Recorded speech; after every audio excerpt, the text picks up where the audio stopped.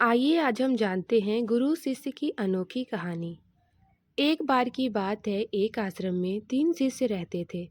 तीनों ने अत्यंत मेहनत से अपनी शिक्षा संपूर्ण की।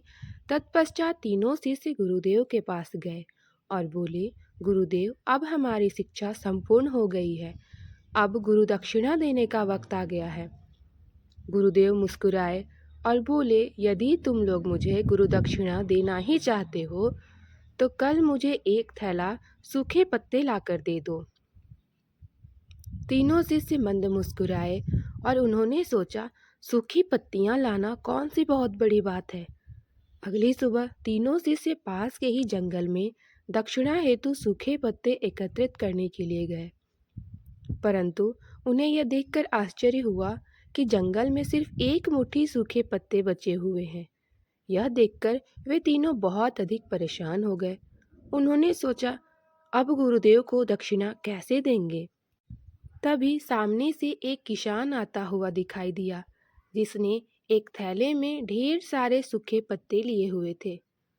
उन्होंने उस किसान से आग्रह किया, भाई, हमें इसकी अत्यंत आवश्यकता है। किसान ने कहा, यह सूखे पत्ते मैं अपने जीवन यापन तथा घर पर भोजन पकाने के लिए ले जा रहा हूँ। मैं यह आपको नहीं दे सकता, परंतु हाँ, पास के गांव में सेठ जी रहते हैं। उनके पास सूखे पत्तों से दोने बनाने का कारखाना है। शायद वह आपको सूखे पत्ते दे सके। वे तीनों सेठ जी के पास गए और उनसे सूखे पत्ते देने के लिए आग्रह किया।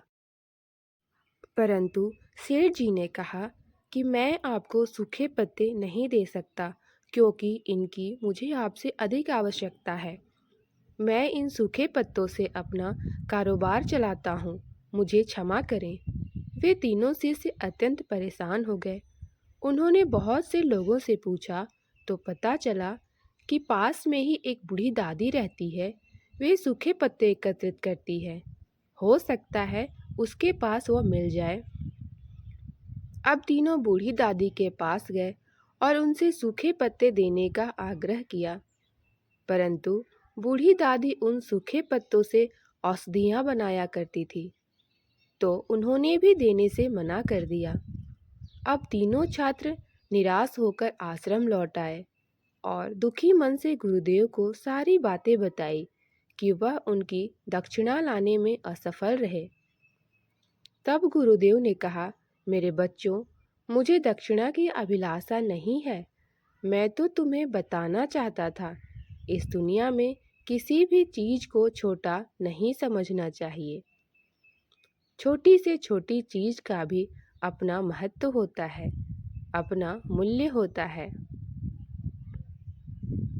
आज शिष्यों को पता चल गया था कि जिन चीजों को हम छोटा समझते हैं, वास्तव में वह छोटा नहीं होता है। उनका भी अपना एक स्थान होता है।